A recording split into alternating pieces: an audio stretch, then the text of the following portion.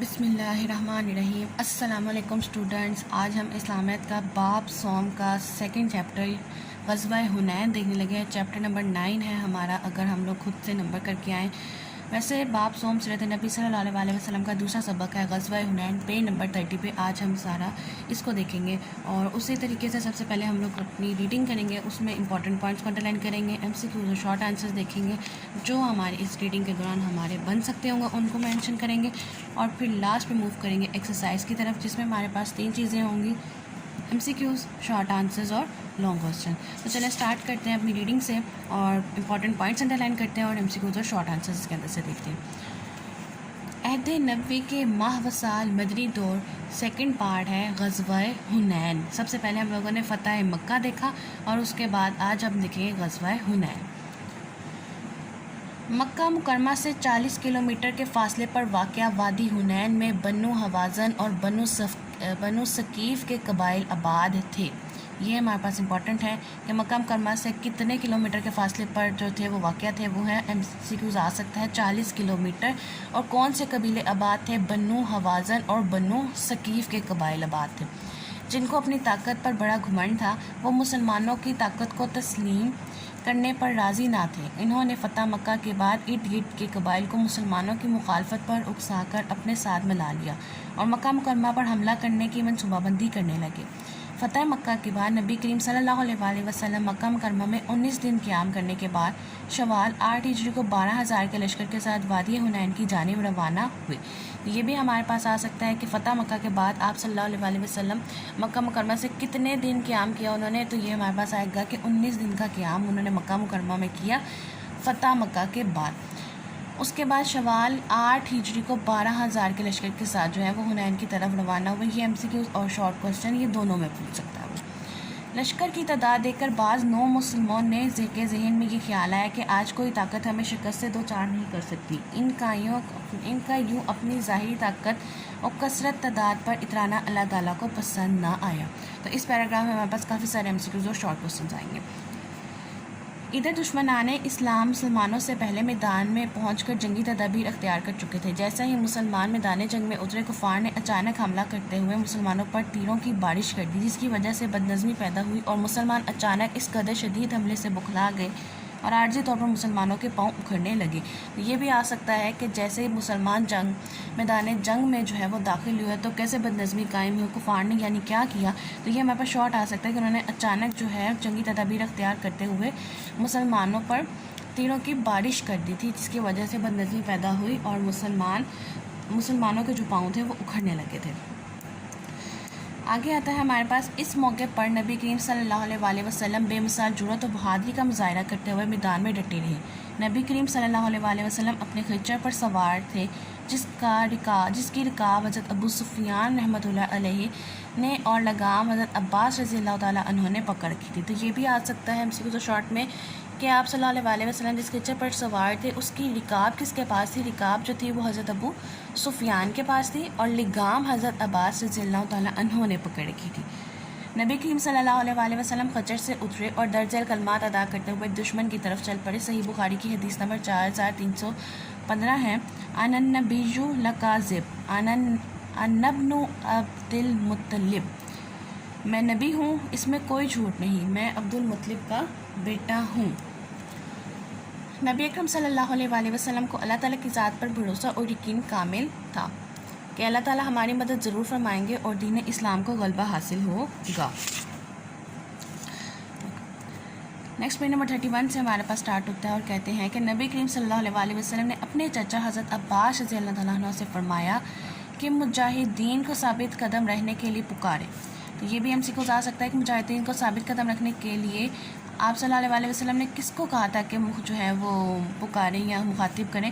تو وہ آئیں گے حضرت عباس رضی اللہ تعالیٰ عنہ سے، انہوں نے جو کہا تھا کہ وہ مخاطب ہوں تاکہ مسلمان ثابت قدم رہیں۔ چنانچہ انہوں نے بلند آواز سے مجاہدین کو پکارا اور کہا، بیت رضوان والوں کہاں ہو؟ یہ آواز سن کر تمام مسلمان واپس مڑے اور تھوڑی ہی دیر میں میدان جنگ مجاہدین سے بھر گیا۔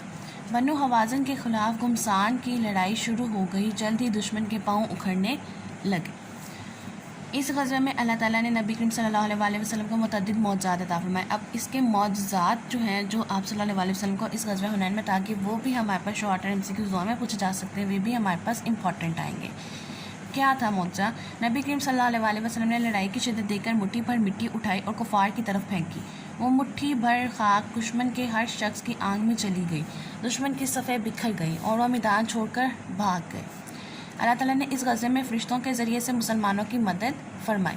غزوہ حنین میں حضرت ابو طلحہ انصاری رضی اللہ تعالیٰ عنہ نے تنہا 30 مشرکوں کو قتل کیا. تو یہ ہمارے پاس ایز این MCQ بھی آ سکتا ہے کہ تنہا 30 مشرکوں کو قتل کیا انہوں نے، جبکہ مرنے والے کفار کی کل تعداد 300 سے زائد تھی. اس غزوے میں 4 مسلمان شہید ہوئے.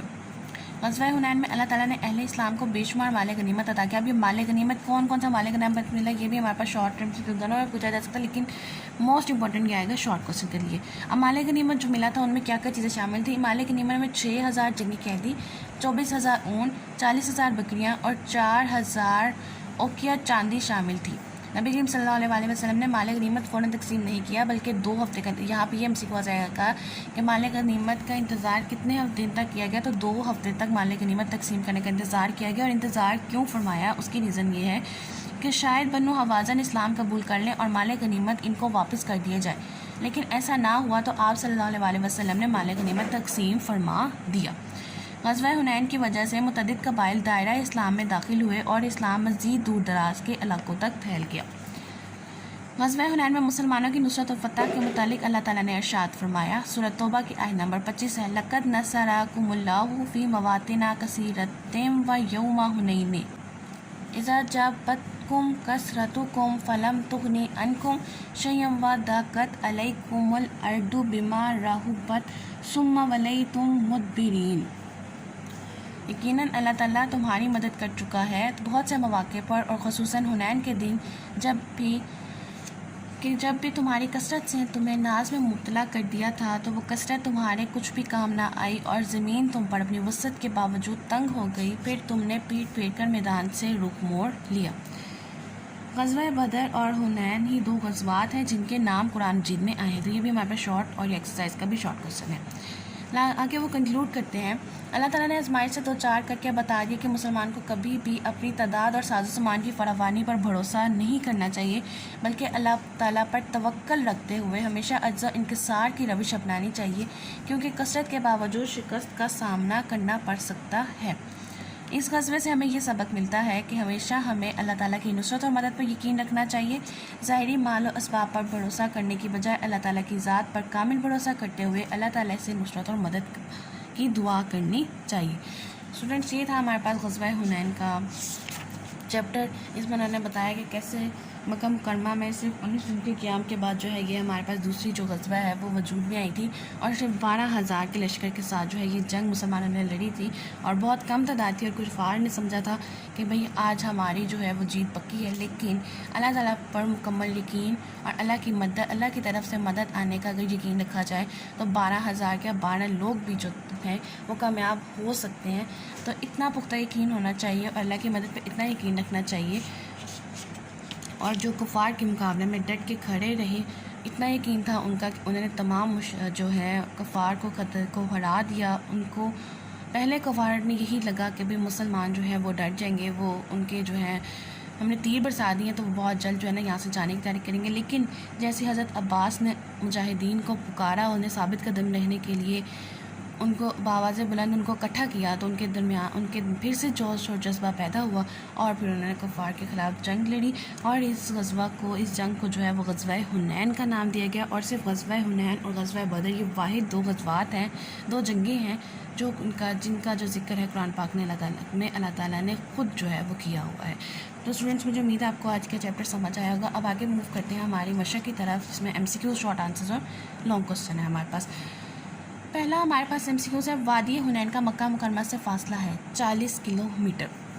وادی حنین میں آباد تھے بنو حوازن اور بنو ثقیف کے قبائل. غزوہ حنین میں بکھرنے والوں کو آواز دے کر اکٹھا کرنے والے تھے حضرت عباس بن عبد المطلب رضی اللہ تعالیٰ عنہ. 4th MCQ ہے، غزوہ حنین کے دوران میں نبی کریم صلی اللہ علیہ وسلم نے کفار مکہ پر پھینکی مٹھی بھر خاک. غزوہ حنین سے ہمیں سبق ملتا ہے توکل کا، اللہ تعالیٰ پر یقین کا.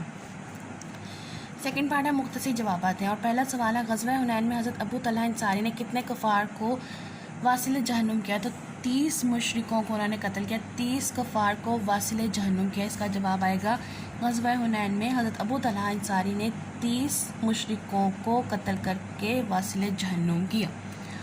दूसरा सवाल है, ग़ज़वा हुनैन के मौके पर हज़रत अब्बास बिन अब्दुल मुत्तलिब ने किस तरह मुसलमानों को पुकारा? और इसका आंसर है पेज नंबर 31 पे पहली लाइन से हमारे पास इसका आंसर स्टार्ट होता है कि आप सल्लल्लाहु अलैहि वसल्लम ने अपने चाचा हज़रत अब्बास से फरमाया कि मुजाहिदीन को साबित कदम रहने के लिए पुकारें। चाचा उन्होंने बाबा से बुलंद जो है मुजाहिदीन को पुकारा और कहा, बेहतर है ग़ज़वान वालों कहाँ हो?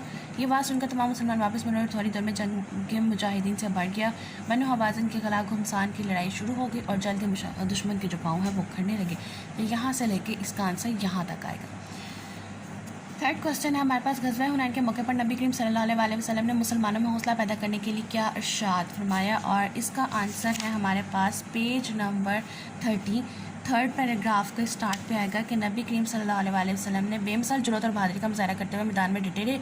अपने खच्चर पर सवार थे जिसकी रिकाब हज़रत अबू सुफियान और लगाम हज़रत अब्बास के पास थी। और आप सल्लल्लाहु अलैहि वसल्लम ने दर्जल जो है वो कलमात जो है वो अदा किए, मैं नबी हूँ, इसमें कोई झूठ नहीं, मैं अब्दुल मुत्तलिब का बेटा हूँ। तो ये हमारे पास थर्ड क्वेश्चन का आंसर यहाँ तक, वैसे तो मेन आंसर यहाँ तक आएगा। इन केस अगर आप लिखना चाहें तो आप यहाँ से स्टार्ट कर सकते हैं, लेकिन मेन आंसर यहाँ तक आएगा।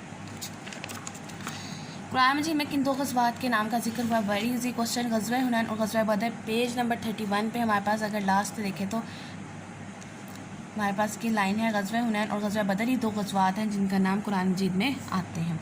और लास्ट क्वेश्चन है, ग़ज़वा हुनैन में मुसलमानों को क्या माल गनीमत मिला? जो हम लोगों ने पहले मार्क भी किया था और वही हमारे पास एक्सरसाइज का भी शॉर्ट है माल गनीमत वाला। और इसका आंसर आएगा यहीं पे पेज नंबर 31 थर्ड पैराग्राफ। ग़ज़वा हुनैन में अल्लाह ताला ने अहले इस्लाम को बेशुमार माल गनीमत अता किया, जिसमें क्या क्या शामिल था? 6000 जंगी कैदी, 24,000 ऊँट, 40,000 बकरियाँ और 4,000 ओकिया चांदी शामिल थी। और 2 हफ्ते बाद जो है माल गनीमत तकसीम किया गया। और इतनी देर से तकसीम करने की वजह ये थी कि शायद जो बनु हवाज़िन की कबाइल है वो इस्लाम कबूल कर लें तो माल गनीमत उन्हीं को वापस लौटा दिया जाए। ओके स्टूडेंट्स, लास्ट में हमारे पास आ जाता है तफसीली जवाब। और इस तफसीली जवाब में उसने कहा है कि ग़ज़वा हुनैन में नबी करीम सल्लल्लाहु अलैहि वसल्लम ने किस तरह शुजाअत इस्तकामत का मुज़ाहिरा फरमाया, इसकी आपने करनी है वज़ाहत। और इसका आंसर स्टार्ट होता है हमारे पास पेज नंबर 30 पैराग्राफ नंबर 3 से। यहाँ से हमारे पास स्टार्ट होगा कि नबी करीम सल्लल्लाहु अलैहि वसल्लम ने बेमिसाल जुर्रत और बहादुरी का मुज़ाहिरा करते हुए मैदान में डटे रहे। और यहाँ से लेकर इसका आंसर जो है वो एंड होगा यहाँ पे। ग़ज़वा हुनैन और ग़ज़वा बदर ही दो ग़ज़वात हैं जिनके नाम कुरान मजीद में है पेज नंबर 31 पे। और फिर आपसे मैं वही रिक्वेस्ट करूँगी कि काइंडली बिल्कुल एज इट इज़ ऐसे मत लिखें, लोगों को पहले मुख्तसर सा तारुफ़ दें, तारुफ़ यानी इंट्रोडक्शन दें। ये एक आयत लिख सकते हैं, अगर आप याद हो जाए तो वेल एंड गुड, अगर नहीं कर सकते तो सो कि आप तर्जुमा जो है वो ज़रूर लिखें, तारुफ़ दें, थोड़ा सा तर्जुमा दें। फिर उनकी शुजाअत और बहादुरी का मुज़ाहिरा आप लिखें, उसमें ये हमारे पास आपको छा जाएगा। फिर आप लिखेंगे हज़रत अब्बास बिन रहमतुल्लाह रज़ियल्लाहु ताला अन्हु को जो है उन्होंने उनकी आवाज़ से जो है सारे मुसलमान इकट्ठे हुए, ये आप इस चीज़ को एक्सप्लेन करें। फिर मौज़ात की हेडिंग दे सकते हैं। फिर आप माल गनीमत की हेडिंग दे सकें।